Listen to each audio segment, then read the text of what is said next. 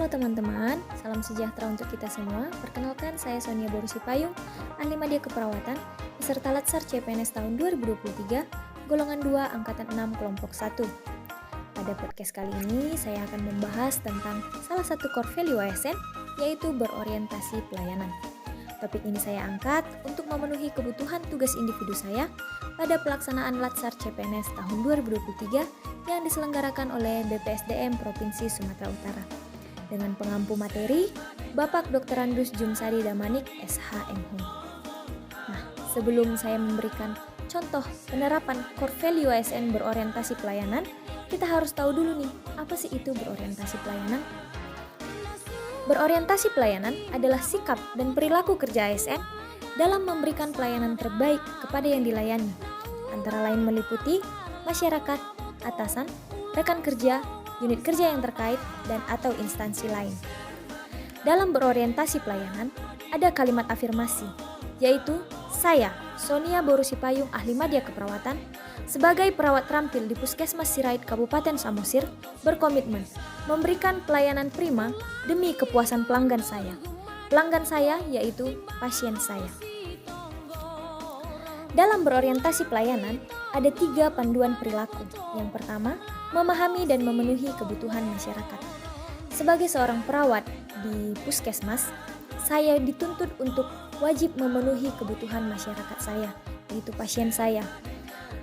Sebagai contoh, ketika pasien saya datang berobat ke puskesmas, saya harus memberikan pelayanan keperawatan yang terbaik supaya setiap kebutuhan yang dibutuhkan oleh pasien saya semuanya terpenuhi. Panduan perilaku yang kedua yaitu ramah, cekatan, solutif, dan dapat diandalkan.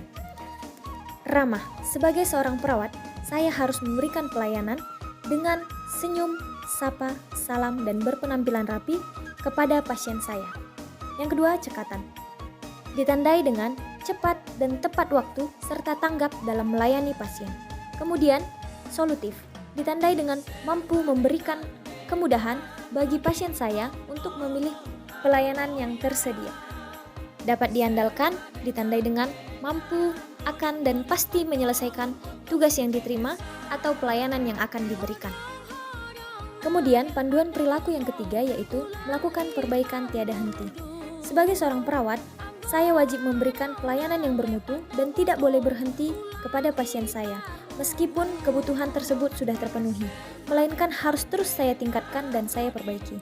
Sebagai contoh, saya sebagai seorang perawat harus terus mengedukasi pasien untuk cek kesehatan secara berkala ke puskesmas. Nah, itu tadi dia contoh penerapan panduan perilaku berorientasi pelayanan di unit kerja saya.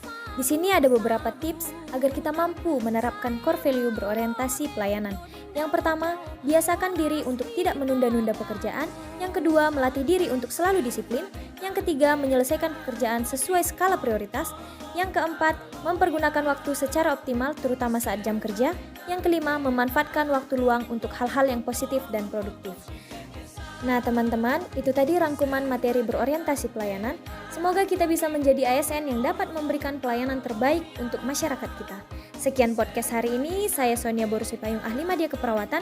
Terima kasih kepada teman-teman semuanya, sampai jumpa di podcast dan video berikutnya. Dadah!